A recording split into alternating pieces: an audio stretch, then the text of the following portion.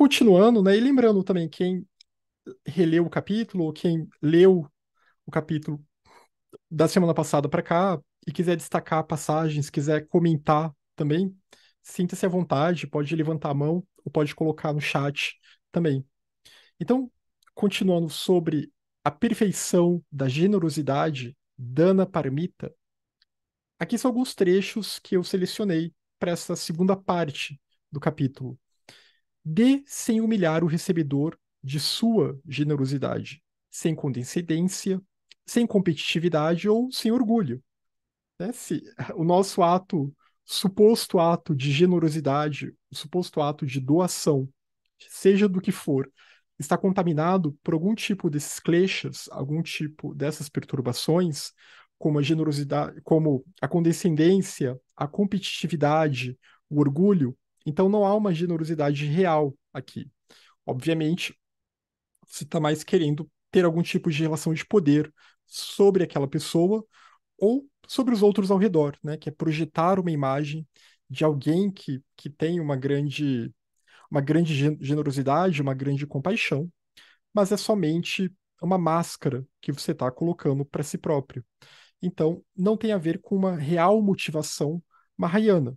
Mesmo que em termos práticos até possa realmente beneficiar alguém, né? Quem está recebendo aquilo, independente de você estar fazendo aquilo por condescendência ou para o que você quer aparecer, aquilo vai ajudar aquela pessoa. Então, é um karma que tem o seu aspecto positivo e negativo ao mesmo tempo.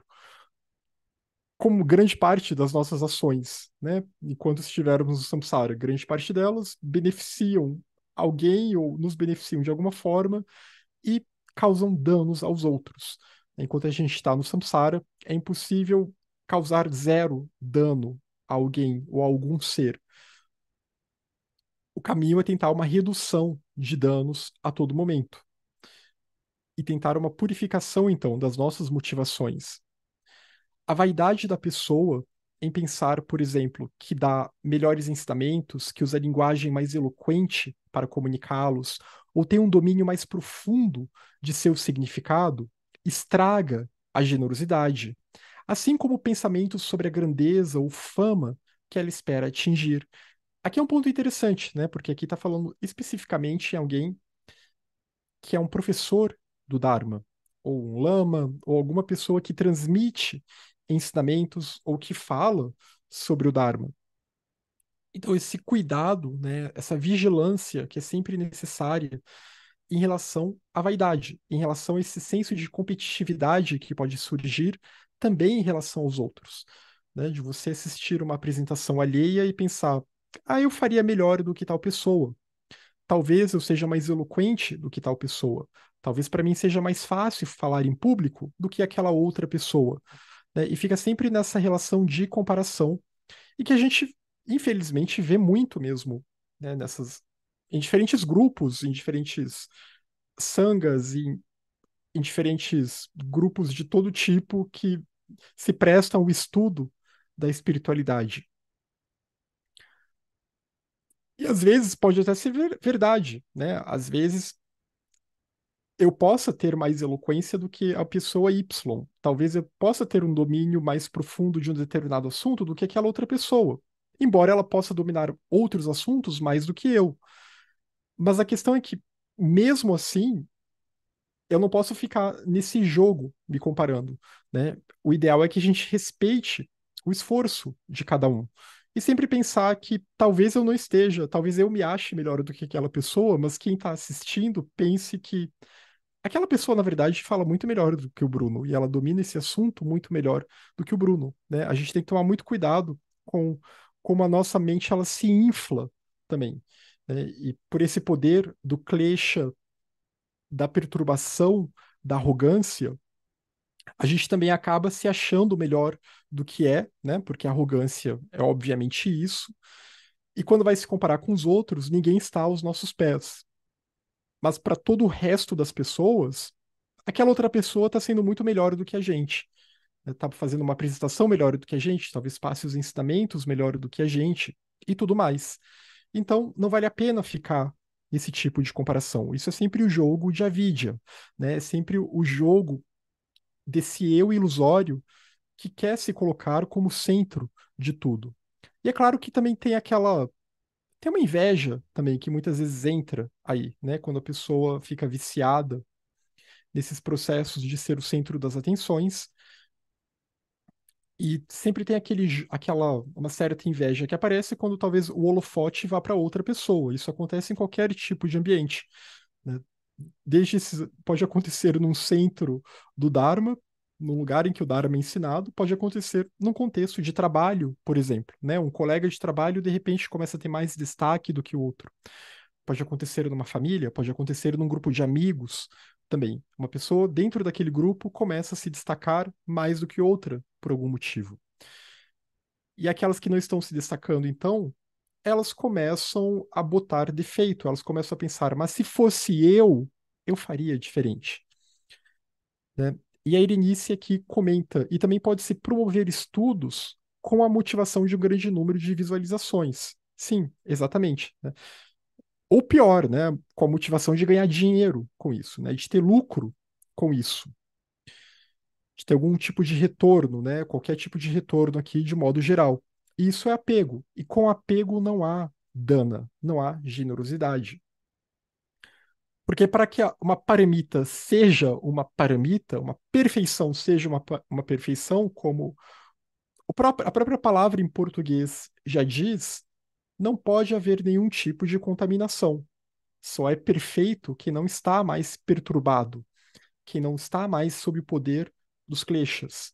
Então, essa ação ela perde o seu poder quando ela é contaminada por essas diferentes perturbações, seja a arrogância, a inveja, a competitividade, ou algum outro tipo, né, a ganância, etc. Várias perturbações aqui que podem tomar conta de nós.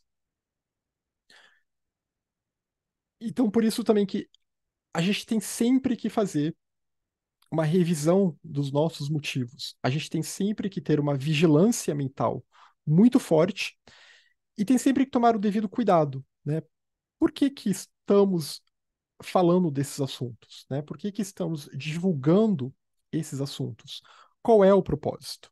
O propósito é a libertação de todos os seres, o propósito é tentar ajudar a divulgar esses assuntos porque vale a pena divulgá-los, ou há uma tentativa de fazer uma carreira, digamos assim, em cima disso, ou uma tentativa de inflar o seu ego, uma busca por fama e daí por diante. Demonstrar desdém para com os avarentos quando se é generoso pode enraivecê-los e levá-los a um mau renascimento. Então, né, também não ficar julgando as pessoas que são avarentas, as pessoas que têm uma ganância forte a ponto de que isso vai gerar raiva nelas, porque isso pode levá-las a um mau renascimento. Você começa a demonstrar esse tipo de desdém. E de novo entra nessa outra questão, é um pouco relacionado com essa aqui acima, né? É muito fácil ficar apontando toda hora o defeito alheio e não cuidar dos meus próprios. E o caminho ideal é que a gente então foque nos nossos defeitos, né? Nas nossas próprias perturbações, porque todos os kleshas estão em nós, todas as máculas, as aflições, as perturbações, né? A palavra sânscrita klesha pode ter várias traduções, os vícios, etc. Tudo isso está em nós. Então, o outro é muitas vezes um espelho. Pode ser um espelho piorado ou um espelho melhorado, né? Pode mostrar. É muito didático quando a gente observa as outras pessoas. Assim como quando elas nos observam também, né? Pode mostrar algo que em nós talvez nem seja tão forte, mas que naquela outra pessoa é muito forte. A gente vê as desvantagens de alimentar aquele klesha, aquela perturbação. Ou também pode mostrar alguém que tem qualidades que podem nos inspirar também, né? As virtudes alheias também nos inspiram. E eu não sei se nesse capítulo ele chega a falar tanto disso, mas tem vários textos que falam, né, que uma grande generosidade é o exemplo, é um bom exemplo, né? Muito mais do que demonstrar o desdém contra aqueles que têm vícios que nos incomodam, é melhor então que nós sejamos um bom exemplo de alguém que não vive dominado por aqueles vícios, ou que tenta não viver dominado por aqueles vícios. de alguém que tenta manter uma vida razoavelmente em consonância com esses ensinamentos, com esses princípios, com esses preceitos. Isso é um tipo de generosidade, porque, como o budismo sempre enfatiza, né, o cuidado que a gente tem com as nossas companhias, com as pessoas das quais nos cercamos,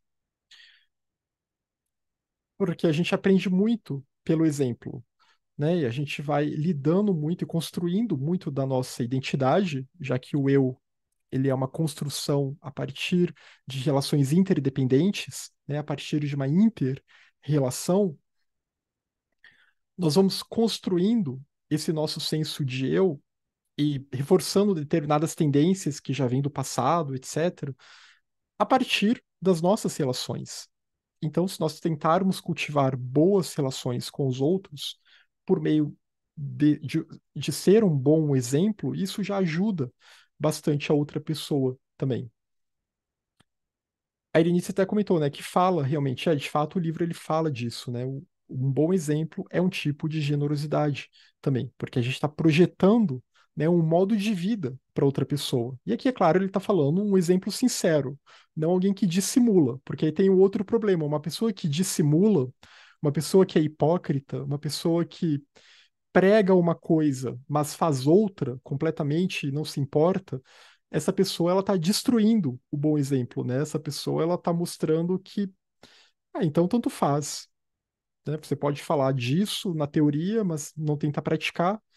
Isso é a prova que o ensinamento não funciona, é a prova que o Dharma não funciona. Isso então desmotiva os outros, né? Ou estimula os outros a serem hipócritas também.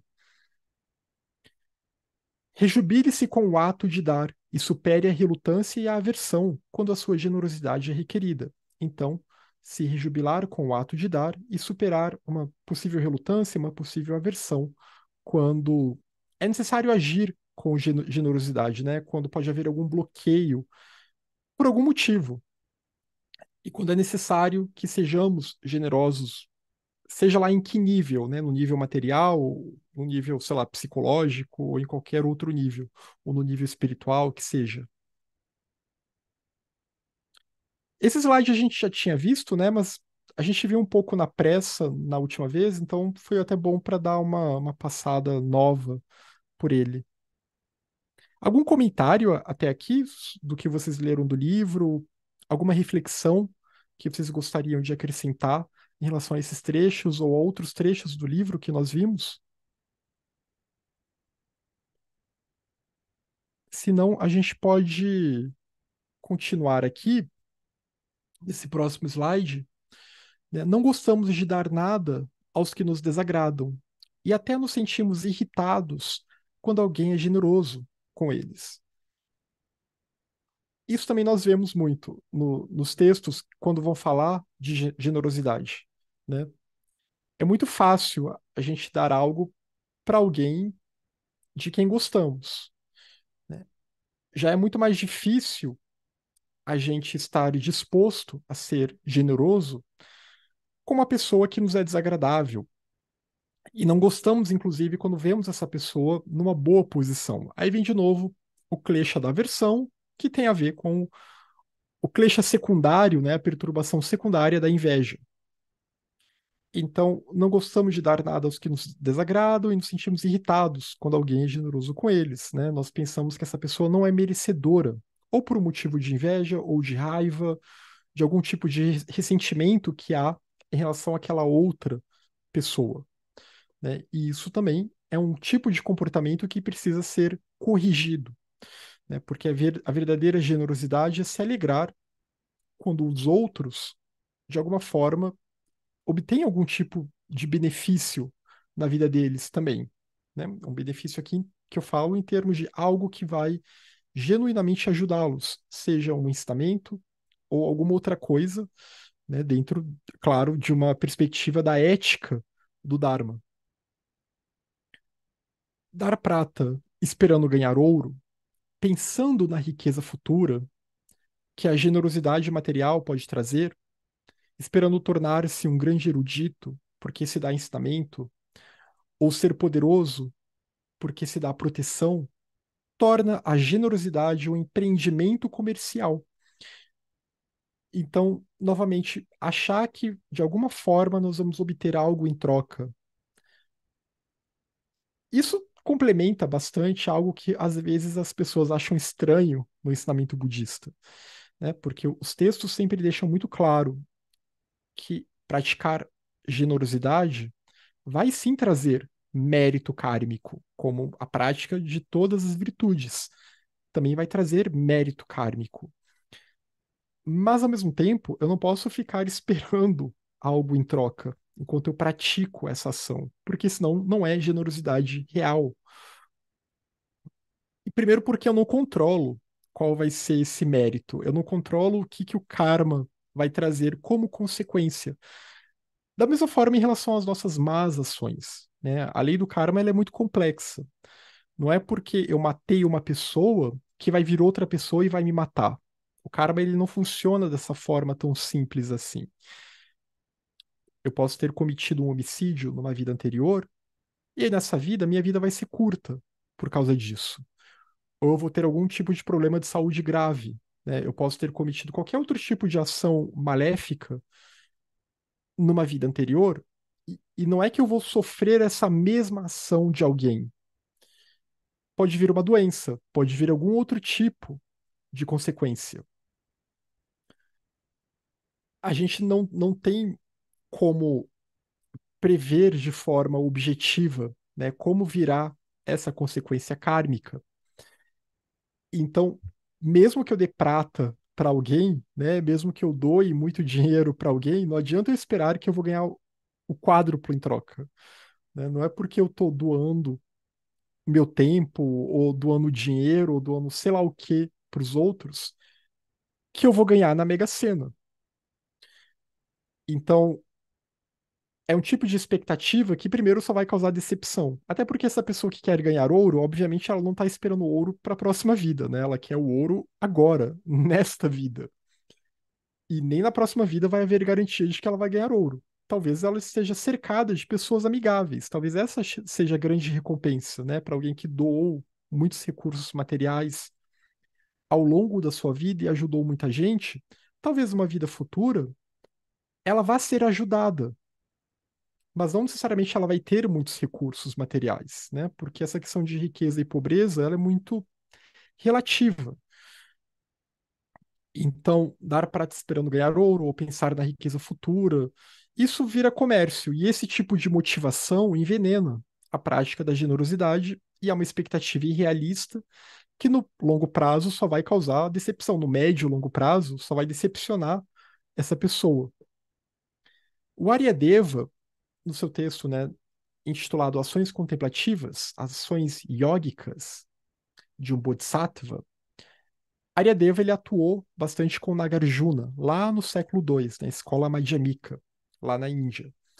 Então, o Aryadeva ele diz nesse texto: quando se pensa que ao dar presentes agora haverá um grande resultado, receber e dar são como comércio para lucro, o que será criticado, né? O que ele está dizendo, o que deve ser criticado, porque já não é mais a paramita dana.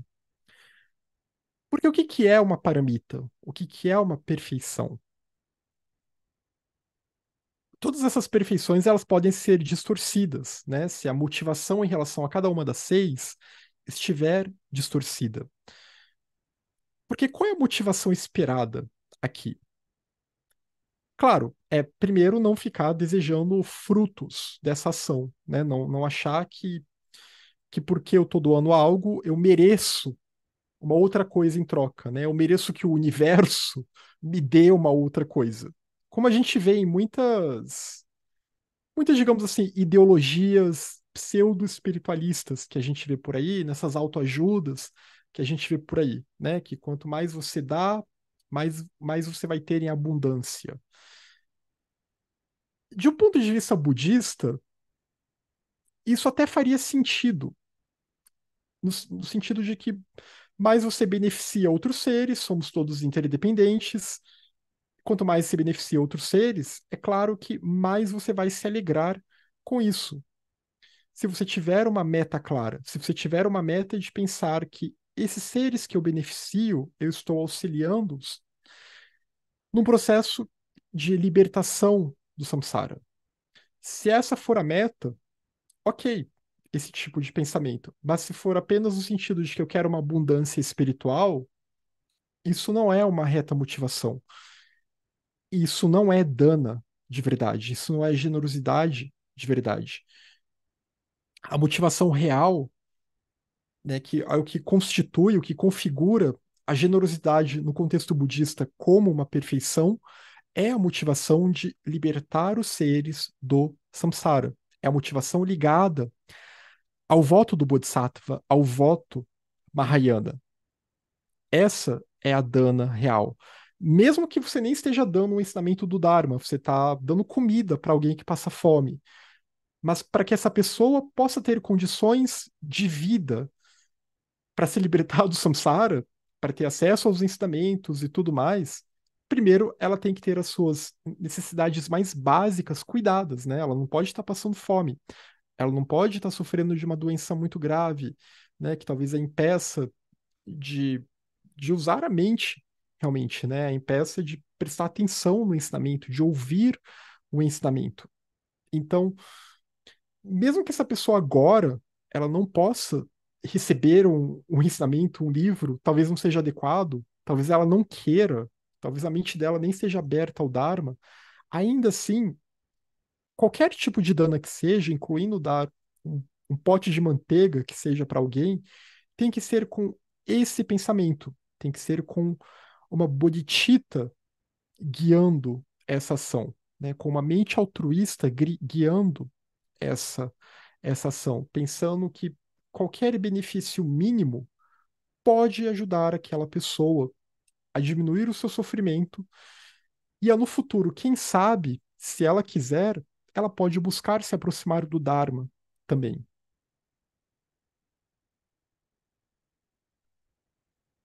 A Irenice aqui comentou: penso que o retorno, se for o caso, já se encontra no próprio ato de generosidade. Há um sentimento genuíno de plenitude, de humanidade, de estar exercendo a nossa própria natureza. Exato, né? Essa mente que é guiada por Bodhicitta, ela se alegra simplesmente por esse fato, simplesmente pelo fato de auxiliar os outros seres e de ajudar a reduzir os danos, né? Como eu tinha falado, a proposta é uma proposta de redução de danos, porque enquanto estivermos no samsara, enquanto os seres estiverem no samsara, haverá sofrimento.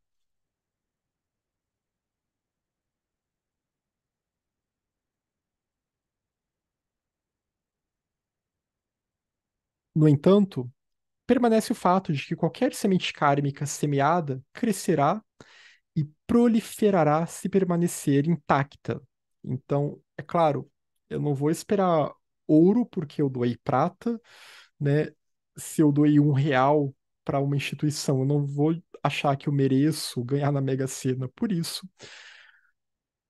Mas se há uma intenção sincera no ato da generosidade, seja qual tipo de ação, né? Mas uma ação generosa, é claro que essa semente kármica, ela vai crescer e ela vai se proliferar se eu continuar exercendo essa ação com uma motivação reta, né? Com uma reta motivação, uma motivação compassiva. E isso vai também fazer com que esse senso de personalidade que a gente tem, isso vai se tornar uma característica mais arraigada nessa personalidade, né? Que até em vidas seguintes vai ser mais fácil exercer a generosidade, porque é um traço que vai se tornando parte da personalidade, é um samskara, né? É uma tendência que está lá e que vai sendo trabalhada. E conforme vai sendo trabalhada, mais e mais fácil vai ficar exercer, realizar ações generosas. Né? Novamente, tendo uma mente generosa, porque essa questão aqui não basta só realizar ações generosas, a mente tem que estar generosa também. Ela tem que estar guiada por bodhicitta, pela bodhicitta intencional.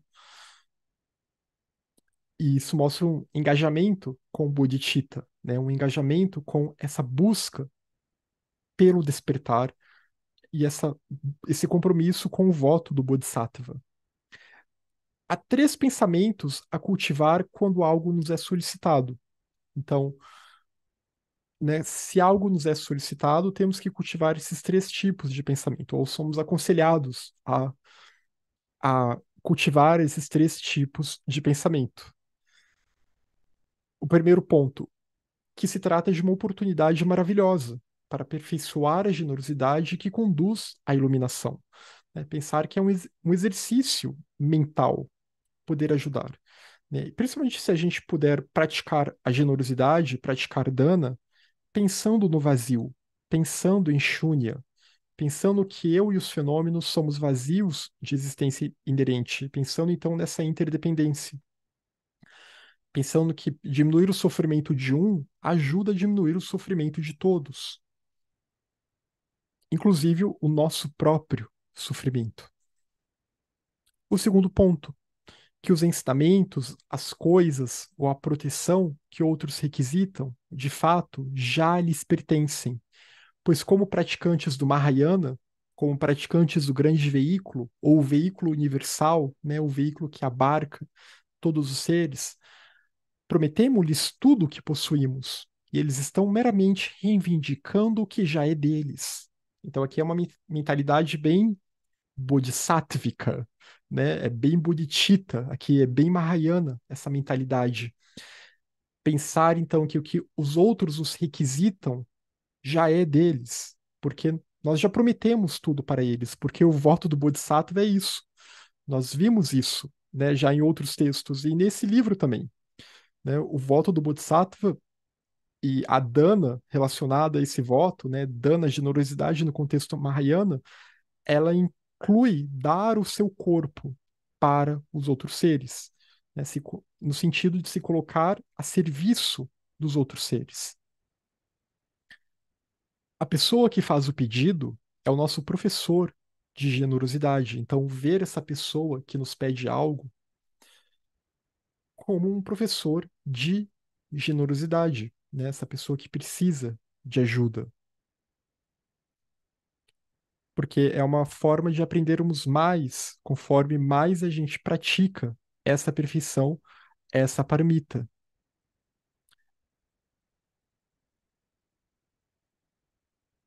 Alguém gostaria de fazer algum comentário sobre essa parte? A Irenice comentou aqui, é uma chance de exercitarmos o desapego. Exatamente, né? Porque dano e desapego andam bastante juntos. Se eu tenho muito apego às coisas, eu não vou querer doá-las. Se eu tenho muito apego aos ensinamentos, né? Eu identifico o meu senso de eu com esses ensinamentos, eu não vou querer doar esses ensinamentos. Eu não vou querer nem ver outras pessoas falando sobre eles porque eles são meus, né? Fica até uma coisa meio bizarra quando a gente vê as pessoas tendo esse tipo de mentalidade. Me lembra, para quem já viu O Senhor dos Anéis, tem aquele personagem, o Gollum, né, que ele é apegado àquele anel, que é um instrumento maligno que só traz destruição, e ele fica aqui, né, meio precioso e não sei o quê. Então, esse tipo de apego, que no fundo é o apego que a gente tem, né? É exatamente, a pessoa pode ter medo, né, que o aluno poderá superar o professor.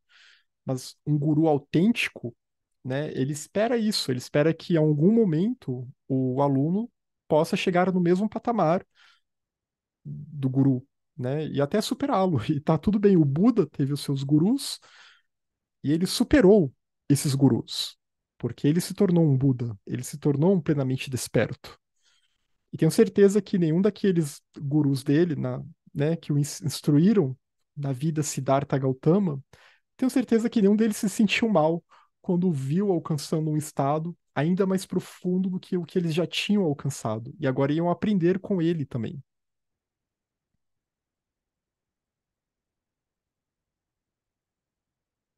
Mas é claro que também tem que tomar o cuidado, né, para também não. Porque também o aluno pode ter a soberba, né, de achar que sabe mais e não sabe, né? Que aí também é o eu querendo competir com o outro eu ali, né? E aí querendo mostrar que sabe mais do que todos os outros, etc. Essas questões elas sempre demandam muita reflexão, muito cuidado, né? E cada situação é uma situação. Exato. Irinice, ela colocou aqui, né? Viveka é a chave, o discernimento é a chave. Porque aqui eu dei um exemplo, né, de um ser que estava realmente dedicado e profundamente dedicado a vidas e vidas, que era o Buda, recebendo ensinamentos de gurus também profundos. Então, é um exemplo de realmente alguém que sabemos atestadamente que superou os seus gurus, né? Não é como uma pessoa normal que de repente, por um ego inflado, começa a achar que sabe mais do que todo mundo, etc. Não é esse o caso aqui. Ao ensinar um ofício, por exemplo, é importante passar tudo o que se sabe e não reter instruções essenciais por medo de ser superado pelos alunos, né? Mas de qualquer forma, nenhum desses gurus do Buda teve medo de passar as instruções essenciais, primeiro porque ele já estava preparado para elas, né? E mais à frente no capítulo, ele vai entrar nessa questão. Até por isso também que eu achei importante a gente ter um dia específico só para ver essa parte do capítulo. Porque, de novo, aqui entra essa questão do discernimento. Você não pode ensinar uma. Até na vida normal, né? Você não pode ensinar uma equação de terceiro grau para quem ainda não sabe a tabuada, né? Então, você não pode querer ensinar oração subordinada adjetiva para alguém que ainda mal está alfabetizado. E o mesmo vale em relação à espiritualidade, o mesmo vale em relação ao Dharma, né? Não dá para dar ensinamentos profundos para quem ainda não está devidamente preparado para eles. Mas se a pessoa está se preparando, se ela está fazendo o seu trabalho, né, cumprindo com as suas obrigações enquanto discípulo, aí é claro que o guru, ele vai dar os ensinamentos, né? Se for um guru também que tem os ensinamentos para dar, porque às vezes ela pode estar tendo ensinamentos com uma pessoa mediana, ou com uma pessoa que é iniciante, mas não é tão iniciante quanto ela.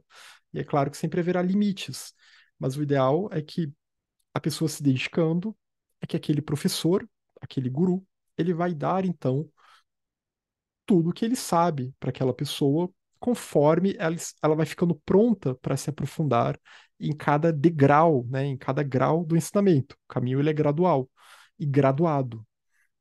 Não é à toa que no currículo original da escola Kadampa, né, no currículo monástico e depois da escola Gelugpa, primeiro a pessoa entrava como um noviço, depois a pessoa, depois de algum tempo que a pessoa já era um monge assim bem estabelecido, digamos assim, bem estabilizado nos seus votos, a pessoa então, se ela quisesse se aprofundar, se ela quisesse, não era obrigatório, mas se quisesse se aprofundar no estudo filosófico, ela teria que cumprir com uma série de obrigações, né? Teria que cumprir com uma série de qualificações de estudo, participar de debates, debates mediados, etc., uma série de avaliações, provas, para que ela se tornasse um geshe, e um processo longo, né? Um processo que levaria bastante tempo, né? Uns 10 anos, digamos assim.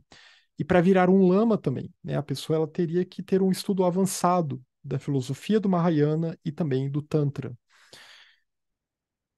Então, mesmo nos contextos monásticos, há esse tipo de preocupação, né? Havia esse tipo de preocupação na escola Kadampa e depois na escola Gelugpa também. A nossa generosidade, ela é direcionada a todos os seres vivos, que podem ser agrupados em 10 tipos: inimigos, amigos e pessoas neutras. Aqueles com e sem qualidades especiais. Pessoa com qualidade especial seria um praticante do Dharma, por exemplo, alguém que já está avançado em Shila, né? Uma pessoa que já está um pouco mais avançada. Alguém então que já tem uma harmonia, já vive uma vida mais em consonância com os ensinamentos, né? Uma vida mais contemplativa, mais meditativa, que observa os compromissos ou votos que ela pode ter tomado e tudo mais. Pessoas iguais, que estão numa situação igual à nossa, inferiores, que estão numa situação inferior à nossa, ou superiores. Aqui não é no sentido de julgamento, mas é no sentido de que talvez uma pessoa que ainda esteja iniciando em alguma coisa em que nós já não somos mais iniciantes em algum assunto. Uma pessoa que está no mesmo nível que a gente, no domínio daquele assunto, ou uma pessoa que está acima da gente, né, naquele nível. Ou se for pensar até numa organização de trabalho, né, numa empresa, sei lá. qualquer organização, você vai ter, né? Você vai ter o estagiário, você vai ter aquele funcionário que já está mais avançado, já tem mais anos de caminho, e você vai ter o chefe, vai ter os superiores daquele funcionário. Então, vamos imaginar mais ou menos uma estrutura assim. E pessoas felizes ou infelizes, né? A generosidade também ela abarca todos. Não tem aquela ideia de que eu não vou ajudar aquela outra pessoa porque ela ri demais, ela parece muito alegre, ela não merece, né? Ela é privilegiada, ela tem o privilégio da alegria, enquanto aquela outra que é infeliz, que está sempre mal, que sofre com uma série de problemas, etc., que talvez venha de um contexto problemático por uma série de motivos, aquela só aquela merece ajuda, né? O budismo não tem esse ponto de vista de separar as pessoas em que só quem está sofrendo muito e mais mereça ajuda e quem sofre um pouco menos não mereça. Primeiro, porque a gente não pode mensurar o sofrimento alheio. Nós não estamos na cabeça das outras pessoas. E segundo, porque no samsara todo mundo sofre, né? Dukkha, a primeira nobre verdade, a verdade do sofrimento, ela é universal para todos os seres. Então, todos estão sofrendo, exceto os que se libertaram do samsara. Só esses que não. E mesmo esses precisam de ajuda, né? Os bodhisattvas precisam de ajuda no sentido de que precisam de pessoas que ajudem a difundir o ensinamento, que ajudem a disseminar o Dharma no mundo, né? Então, a gente pode pensar que mesmo nesse ponto também há uma generosidade que é praticada em relação a esses seres que se libertaram e que atuam para o bem da humanidade. Quando uma pessoa tenta se dedicar ao Dharma, quando uma pessoa tenta se aproximar desse caminho e tenta auxiliar os outros seres, essa pessoa também está demonstrando uma generosidade em relação àqueles que já estão mais avançados, né? Em relação àqueles que deram esses ensinamentos para a humanidade. Então, Dana abarca todos. É basicamente isso, né? Em resumo, a generosidade no contexto budista, ela abarca todos, porque a generosidade de um bodhisattva, de alguém que já despertou bodhicitta, de alguém que já despertou a mente altruísta, ela vai abarcar todos os seres sem distinção. O D'Alembert comentou: Sócrates já ensinava, tudo sei é que nada sei, e por isso Delfos o proclamou sábio, pois quanto mais sábia, pois quanto mais sabia o quanto ainda restava por saber. Exatamente, né? A gente nunca cair nesse estado de achar que já sabe tudo e que já não deve nada a ninguém, mas que sempre podemos aprender com, com os outros. E principalmente com aqueles que nos ensinaram ou que nos ensinam.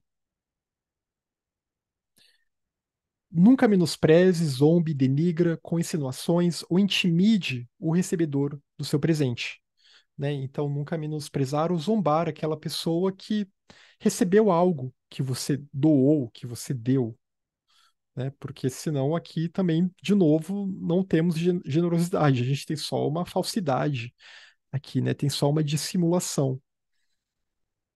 E tem o klesha da aversão aqui atuando, né? Eu doei para aquela pessoa, mas eu acho ela meio idiota, né? Então aqui temos um problema. Temos um problema na nossa mente. A forma mais elevada de generosidade é o não apego, né? Como também a Erenice tinha pontuado aqui. Essa é a forma mais elevada de generosidade, porque se eu não tenho apego, naturalmente eu vou. Primeiro eu vou dar um bom exemplo para os outros, e no contexto Mahayana, do voto Mahayana, naturalmente eu vou ter facilidade para praticar a generosidade quando eu decidir praticá-la.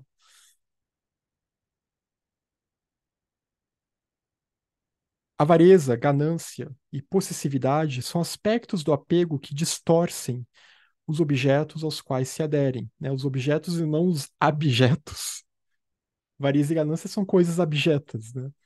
Mas quando então elas se aderem a, a nós, né? Quando elas estão fortes na nossa mente e relacionadas ao nosso apego, sempre vinculadas ao senso de apego, elas acabam impedindo que haja que haja a prática da generosidade, porque a gente vai olhar aquele objeto de apego sempre sob este paradigma, né? Sempre sob um horizonte distorcido, o horizonte do meu. Podemos apreciar pessoas e coisas sem essas emoções constritivas. Então, buscar apreciar as pessoas e as coisas do mundo, as experiências do samsara, as experiências da vida, sem esse tipo de emoção constritiva, né? Sem a influência desse klesha, dessa perturbação, buscando libertação da avareza, buscando libertação da ganância, libertação desse senso de possessividade. O que é difícil, mas é possível, né? Diminuir o poder dessas emoções destrutivas. Amor e compaixão verdadeiros são realistas, amplos e deixam o outro em liberdade, né? Quem ama de verdade não vai querer prender aquela pessoa, né, que ela ama. Senão eu tô querendo, na verdade, que as pessoas me sirvam, né? Eu tô querendo que as pessoas me deem algo em troca, né? Isso não é o amor incondicional, isso não é compaixão real. Então, eles são realistas, eles entendem a posição em que aquela pessoa está, eles entendem o momento que aquela pessoa está. E eles conseguem abarcar a todos os seus diferentes momentos, os seus diferentes estágios, os seus diferentes níveis, né? Por isso que é muito difícil de cultivá-los. Para nós que estamos aqui, pessoas normais no samsara, é um grande esforço conseguir cultivar, porque a nossa mente, ela sempre tende a esperar algo em troca, né? Porque ela sempre vai catalogar aquela pessoa como minha, se eu gosto daquela pessoa, né? Até uma relação de amizade mesmo, né? O meu amigo, os meus amigos, né? E a gente cria uma série de expectativas, então, sobre como aquelas pessoas devem ser, né? E não entendendo que cada um está no seu processo e que pessoas vão nos decepcionar em algum momento, né? Ninguém vai corresponder às nossas expectativas a todo momento, assim como nós nunca vamos corresponder totalmente às expectativas dos outros também. Então, buscar não ver as outras pessoas como posses, né, como minhas nesse sentido. O que seria um exercício muito saudável, principalmente nesse mundo, principalmente na nossa cultura aqui, né? Bom, para todas as culturas isso seria saudável, né? Mas na nossa, que a gente vê tanto crime vinculado a feminicídio e coisas do tipo, né? De homens que acham que a mulher é a sua posse e pessoas com ciúmes doentio nas relações e coisas desse tipo, né? Então, entender que não é assim que as coisas devem ser, né? Que as coisas precisam ser, mas aprender a celebrar a liberdade do outro. Na meditação, desfrutamos de recursos ilimitados. Na meditação, a gente pode ajudar os outros de uma forma que talvez materialmente a gente não consiga ajudar. Porque numa meditação, eu posso visualizar todos os seres, eu posso visualizar o planeta inteiro. Aqui no corpo físico, eu posso doar bastante coisa, né? Vai depender dos recursos que eu tenho para doar, do que eu consigo doar. Eu posso doar muita comida para as pessoas, etc. Mas haverá sempre uma limitação, né? Sempre haverá algum tipo de limitação da quantidade de pessoas que será possível ajudar, ou da quantidade de animais que será possível ajudar, né? Uma pessoa que gosta de adotar animais de rua, ela não vai poder fazer uma arca de Noé na casa dela. Até porque senão ela não vai mais conseguir ajudar esses animais de uma forma efetiva. Mas na meditação, eu posso visualizar todos os seres e eu posso levar esses seres para o meu coração. E eu posso infundir esses seres de luz. É claro que isso não vai resolver a fome do mundo, isso não vai resolver os problemas econômicos, não vai acabar com as guerras, mas é uma doação de energia que está havendo aqui, né? A gente gera uma intenção altruísta em nós, uma intenção generosa em nós, que pode auxiliar os outros. E auxiliando os outros, a gente também vai conseguir, auxiliando os outros dessa forma mental, digamos assim, a gente também consegue gerar, né, um campo mais harmônico ao nosso redor, né? A gente consegue, por meio de uma mente que está pensando no bem-estar para os outros, e não só uma mente que está voltada para as querelas, para as brigas, ou para pensamentos mais egoístas, a gente consegue harmonizar um pouco a atmosfera sutil mesmo, nesse sentido, né? E o nosso próprio corpo sutil pode ficar mais harmonizado, né? E a gente talvez consiga alcançar o corpo sutil das outras pessoas também, e ajudar a harmonizar esse corpo sutil, né? Não vai fazer milagre, obviamente, mas isso ajuda de uma forma sutil. E tem meditações mais profundas, né? Talvez eu não consiga resolver a doença de uma pessoa, mas há meditações voltadas para a cura, né? As práticas de Tara Branca, do Buda da medicina, de Nangyalma e outras práticas que são voltadas para a cura dos enfermos, ou às vezes práticas que ajudam, né? São voltadas para ajudar as pessoas no pós-morte, né, na sua travessia pós-morte. São formas, então, de praticar a generosidade também. E essas práticas, elas podem sim ter efeitos, né? Novamente, é um efeito sutil, não vai substituir o tratamento médico, etc., né? Mas elas podem ter algum tipo de efeito nessas pessoas, né? Ou quem também já está passando, já morreu e está passando para uma outra vida, essas práticas também elas podem dar algum tipo de ajuda para aquela pessoa enquanto ela está no estado intermediário entre uma vida e outra. Isso logo depois que a pessoa morreu, né? Não é para ficar fazendo isso para quem já morreu há 20 anos, porque essa pessoa já provavelmente até é possível que já tenha até renascido, né? Vamos lembrar que no budismo o processo é rápido. O doador ideal é alguém sem ganância. Bom, não ostente a sua generosidade, né? Se você faz esse tipo de prática ou se você doa bens materiais, etc., obviamente não fique ostentando, não fique se mostrando, porque aí é um eu que está querendo se exibir. Aí não é generosidade de verdade. O doador ideal é alguém sem ganância e dotado de 7 qualidades preciosas dos seres elevados: fé, né, convicção, talvez uma palavra melhor.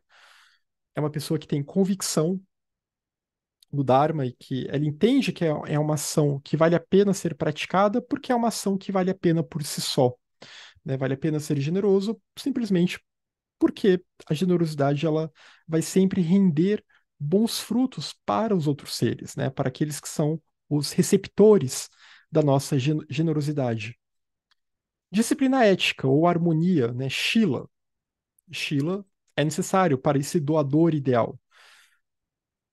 Generosidade, generosidade real, porque novamente uma pessoa ela pode ser aparentemente generosa porque ela doa muitas coisas, mas é só uma campanha política, por exemplo, né? Políticos fazem isso muito. Tá chegando perto de eleição, aí começa a doar leite, começa a doar uma série de coisas em troca de voto. Então, tomar esse devido cuidado, né? Essa vigilância que é necessária. Convicção, então, uma disciplina ética real, né? Uma conduta de corpo, de fala e de mente, ou pensamento, palavra e ação, realmente em consonância com esses ensinamentos. Generosidade real, conhecimento amplo, né? Um bom conhecimento para saber o que pode ser doado, o que não deve ser doado, quando, para quem, em qual momento. Então, um bom discernimento, né? Um conhecimento amplo, um entendimento, né? Um entendimento dos ensinamentos, se a pessoa vai doar um ensinamento ou um entendimento daquela situação em que a generosidade se faz necessária, um saudável senso de vergonha e constrangimento. Esse senso de vergonha é no sentido de um decoro, né? É difícil encontrar uma palavra boa em português.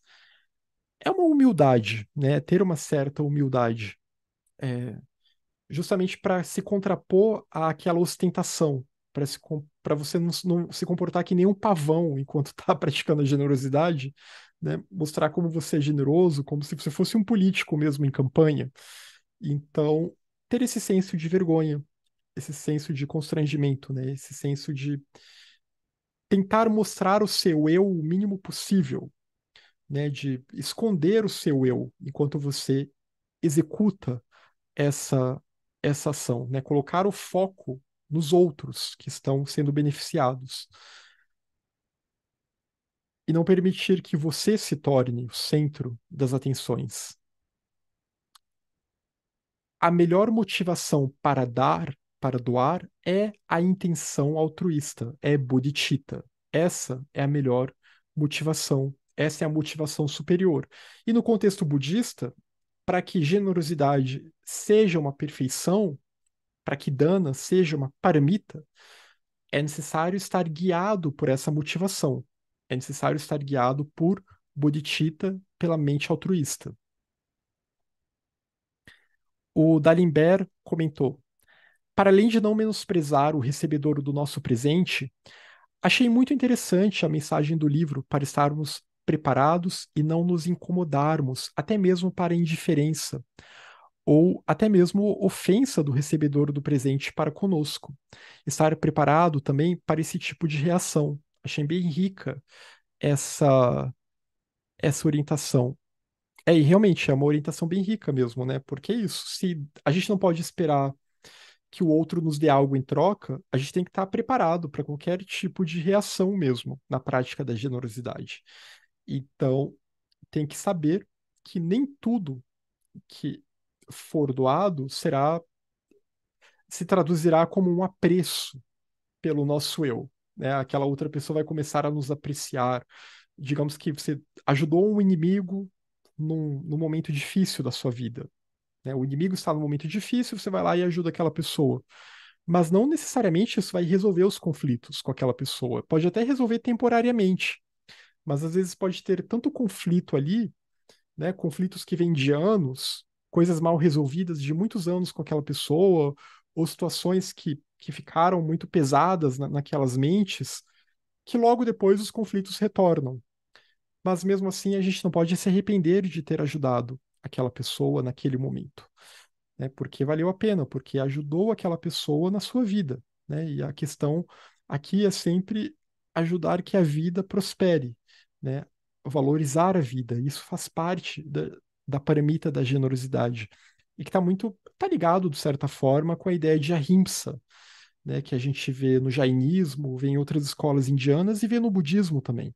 Essa ideia de eu valorizo a vida e eu ajudo esse fluxo da vida no planeta, não só dos seres humanos, dos animais também, né? A gente pode pensar que, de certa forma, não comer carne, evitar o consumo de produtos de origem animal, também é uma forma de generosidade para com os animais, né? Porque é uma forma de poupá-los da morte.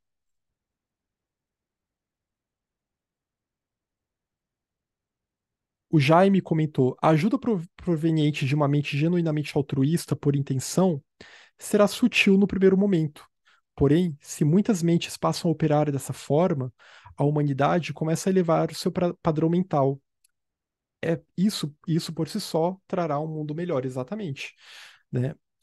Se muitas e muitas pessoas começarem a meditar juntas para o benefício dos outros seres e vão mudando esse padrão mental, essa energia coletiva que é gerada, ela vai começar a se expandir cada vez mais, né? E ela vai começar a ser sentida cada vez mais pelos outros, né? Então é uma sutileza que vai se tornando mais poderosa. Ainda é sutil, mas mais poderosa. E vai melhorando, vai ajudando a despoluir a atmosfera, né? Digamos assim, a atmosfera sutil do planeta, né? A atmosfera astral, em outras linguagens, vai ajudando a melhorar essa atmosfera, porque você está, digamos assim, criando uma mandala e expandindo cada vez mais o alcance dessa mandala.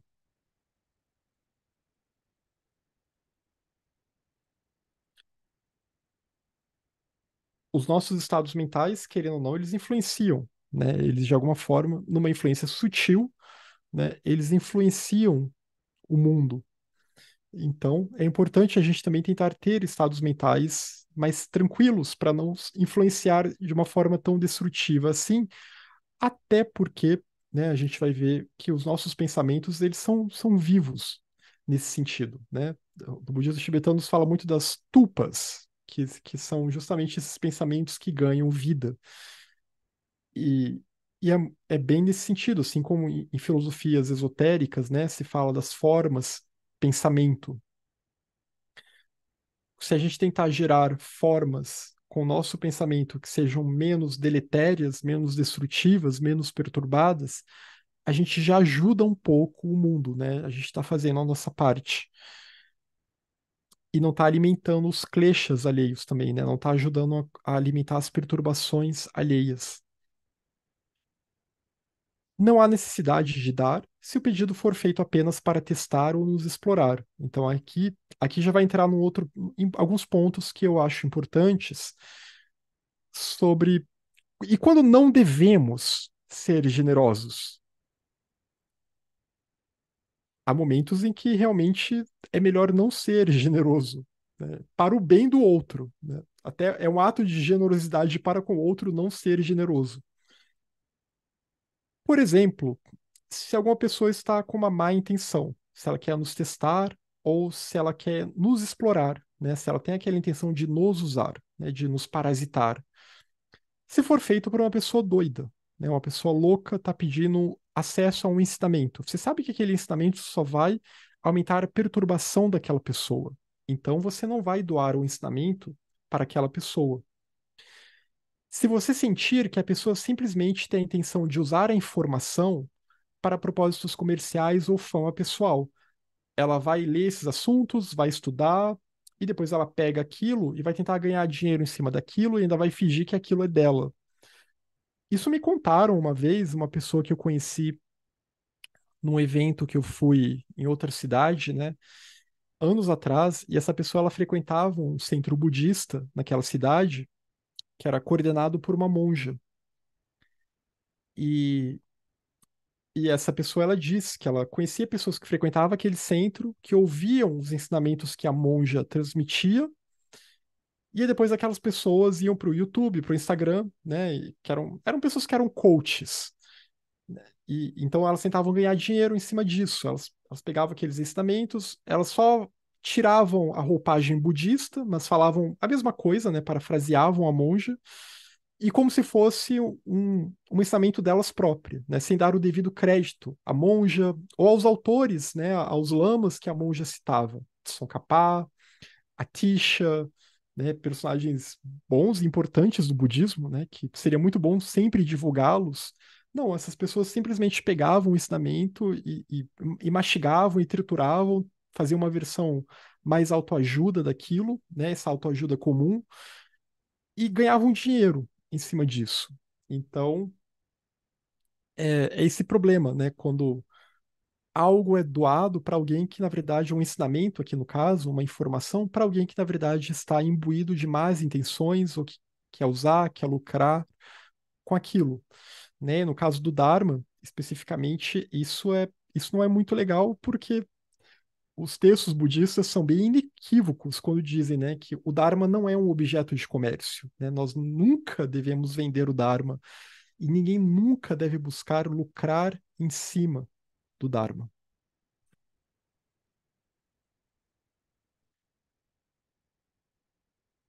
Ou se ensinamentos, e sem contar a questão da fama, né? Porque esses coaches também vão ter toda uma fama, como se eles fossem pessoas, né, muito avançadas e que têm muitos insights, mas estavam só plagiando a lama.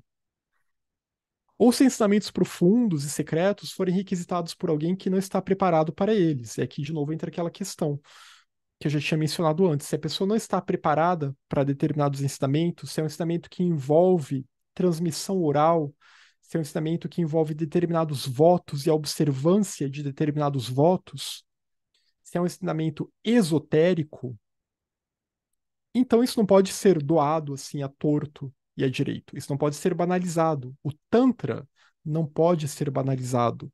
O Tantra não é algo para qualquer um. O Tantra exige votos, né? Porque senão a gente vê essas distorções que acontecem hoje em dia com o Tantra, essa banalização, e pessoas que não têm a menor base de filosofia mahayana, da ética do Mahayana, praticando tantras elevados, né, invocando deidades elevadas, mantras poderosos, mantras profundos que mexem com a energia do nosso corpo sutil, que mexem com o funcionamento dos chakras, sendo que a mente delas não está devidamente purificada e elas não têm nenhum um arcabouço intelectual mesmo adequado ainda para poder lidar com esses ensinamentos. Não tem não treinaram um discernimento ainda para lidar com esses ensinamentos, né? Então, é melhor resguardar, é melhor evitar, né? O núcleo Kadampa inicial, eles resguardavam muito o Tantra, justamente para evitar as diversas distorções que aconteceram no Tibete naquela época, né? Lá no século XI, né? Quando surge o núcleo Kadampa inicial com a Tisha, Rinchen Zangpo, Abhayakirti e outros personagens, né? Então, Serlingpa, né, e todos esses personagens também receberam transmissões importantes de Tilopa, de Naropa. São personagens que a gente pode sim supor que estavam envolvidos com tantras muito profundos, mas que não ficavam divulgando, né, não ficavam divulgando imagens, etc. Porque aquilo deveria ficar resguardado, né? No Lambrin da Tisha, ele fala que quem, quem tomou determinados votos tântricos, não deveria praticar determinados ensinamentos. Então, todo esse cuidado, né, para proteger a prática, proteger dessas distorções. Então, vejam como quando a gente doa algo que talvez fosse bom não doar, a gente vê que há uma série de distorções. Ou o ensinamento fica comercial, ou ele passa a ser distorcido. Então, há uma série de questões complicadas aqui. E também, claro, se suspeitarmos de que há trapaça envolvida, né? De que há algum golpe, de que há alguma má intenção. Quando a pessoa tem uma intenção de deturpar aquilo, de misturar aquilo com outros ensinamentos, ensinamentos não idôneos, que é basicamente a história do Tantra, quando a mão direita se misturou com a mão esquerda, e aí deu muito problema a partir de então. É, né, acabou se poluindo, ensinamentos puros foram poluídos. Isso, na verdade, é a história, né? A história de praticamente todas as tradições espirituais no Kali Yuga. Enquanto estivermos no Kali Yuga, tudo chega ao seu momento de decadência e destruição, todas as tradições espirituais. E com o budismo não seria diferente. Mas a questão é que deve haver o resguardo, deve haver o cuidado para, né, não dar coisas preciosas para alguém que pode simplesmente misturar aquilo com lixo, né, que pode tratar aquilo como se fosse dar ouro para alguém que vai tratar aquilo como se fosse latão, né, e vai poluir aquele ouro ainda por cima. Então, todo esse cuidado é necessário. Então, a generosidade, ela deve ser praticada, mas com discernimento. A sabedoria, aliás, aqui eu errei no slide, né? O que estava escrito é: a generosidade, ela requer o exercício da sabedoria. Ela requer o exercício de prajna. Sem essa sabedoria e discernimento, as minhas ações generosas, elas podem acabar sendo deletérias no futuro, né? Então, por exemplo, se nesse próprio contexto a gente vê, né? Uma pessoa me perguntou esses dias, uma pessoa que está interessada no budismo, né? Ela me perguntou, tal grupo tá divulgando atividades aqui e tal, você recomenda que eu vá, né? Que eu leia o material deles, etc. E eu falei, não confio nesse grupo, né? Então eu não posso botar minha mão no fogo para isso, né? Eu não confio e nem posso dar alguns materiais que essa pessoa estava pedindo, né? Porque eram materiais também que já exigiam, não era nada secreto, mas materiais que já exigiam um determinado estudo do assunto que ela ainda não tinha. E também porque eu não sabia o que ela ia fazer com esse material, né? Se ia publicar sem solicitação, porque é coisa que pode ser publicada no futuro. Então são coisas que a gente tem sempre que tomar cuidado, porque hoje em dia as pessoas saem enviando PDFs e PDFs por aí e nem sabem para onde, aonde que isso vai parar.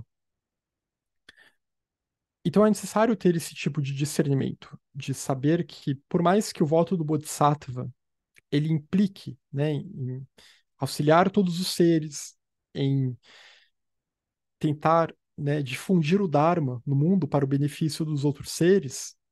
Mas primeiro, o budismo não é proselitista, né? Não é bater na porta dos outros e posar de testemunha do Buda. Não é, isso não é esperado e nem é tolerado do ponto de vista budista, né? As pessoas têm que querer, têm que almejar o Dharma.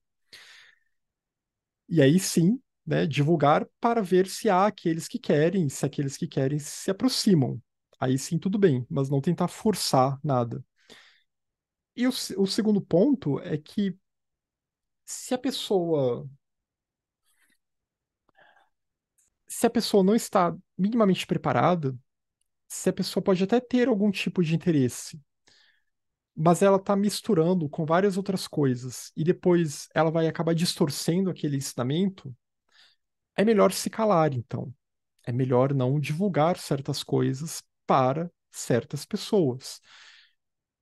Não é nada de novo que eu estou falando aqui, isso a gente vê, né, em uma série de textos, aí entra na questão dos meios hábeis também, né? Quem difunde o Dharma tem que ter o meio hábil de saber para quem está falando, com quem está falando, e qual a melhor forma de difundir o Dharma para aquela pessoa naquela situação em que ela está e, né, tentando prever o mínimo de dano possível. Porque essa é a questão, mesmo coisas boas, inclusive o Dharma, se doadas para pessoas que estão no momento errado para receber aquele ensinamento, pode fazer mal para elas, né? Pode se tornar algo prejudicial. Então, o discernimento é importante e cada situação vai ser uma situação, né? Saber avaliar cada situação, observar bastante cada situação. Até porque nós mesmos também temos que nos observar, saber até quanto, até quão dignos nós somos, né? Porque às vezes a gente pode pensar, poxa, a minha prática não está avançando, eu não estou conseguindo acessar bons materiais, etc. Eu não estou conseguindo avançar no caminho. Mas será que a gente já se tornou digno, karmicamente digno, falando, né, para realmente a nossa prática se aprofundar? Porque se nós estivermos karmicamente dignos, no sentido de que a nossa vida ela está realmente alinhada, de que já temos estilo suficiente, harmonia, quero dizer, né, uma conduta ética adequada, se isso já se tornou realmente a nossa vida, aí as portas vão começar a se abrir mais e mais. Mas se não, então é até melhor que determinadas portas nem se abram, porque o que será cobrado de nós, talvez a gente não esteja disposto e não consiga e não dê conta de realmente responder aquilo, né, corresponder aquilo. E, e talvez a gente nem seja preparado, né, de nenhuma forma que não seja uma forma que vá nos desestabilizar de tal modo, né? Então é importante ter sabedoria e é importante ter paciência também, né? Paciência sabendo que não vai dar para ajudar todo mundo da forma que a gente gostaria, assim como nós também. Não seremos ajudados na vida da forma que nós gostaríamos, em relação também à nossa busca espiritual, né? Então depende também do que a gente tem que fazer em relação a nós mesmos, né? Nós nos ajudarmos também.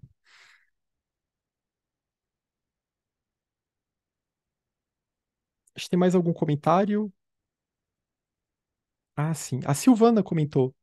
Sentimos uma sensação de felicidade interna ao ajudar os outros. Por exemplo, dar um ensinamento ou conselho. Devemos nos desapegar, inclusive, dessa sensação de felicidade interna. Desafiador, não? É bom ter essa sensação, né? É claro que o ideal seria a gente não se apegar a ela. Não é não sentir, né? É bom sentir isso, né? Sentir esse bem-estar. E isso tá bom, né? Isso não há nenhum problema, nada de errado. O problema é se eu me apego a ela, e aí cada vez que eu vou ajudar uma pessoa, eu espero ter essa mesma sensação. Só que aí naquele caso das pessoas, por exemplo, que podem ser ingratas, que podem não ser pessoas de quem eu gosto muito, ou podem ser pessoas que vão ter uma resposta desagradável, etc. dificilmente eu vou conseguir manter essa sensação agradável na minha mente. Então, e aí por isso eu posso desistir de ajudá-las, né? Eu posso não querer ajudá-las por causa disso. Por isso é importante a gente não se apegar a esse tipo de sensação. O Dallenberg comentou: as formas mentais em conjunto lembram em alguma medida o inconsciente coletivo de Jung. Dá para fazer alguns paralelos, sim, entre a ideia do inconsciente, né, em Jung e a ideia também do que se vai falar no budismo, né, de Alaya Vidinana, por exemplo, do contínuo mental, dessas sementes que esse contínuo mental carrega e que são sementes que não são só nossas, né, mas são tão relacionadas a toda uma coletividade, né, de modos de vida, digamos assim. Em outras literaturas, né, quando a gente fala, eu sei que a literatura teosófica vai falar da luz astral, né, e isso me lembra muito também o inconsciente coletivo do Jung, porque tá tudo já meio que impresso ali, né?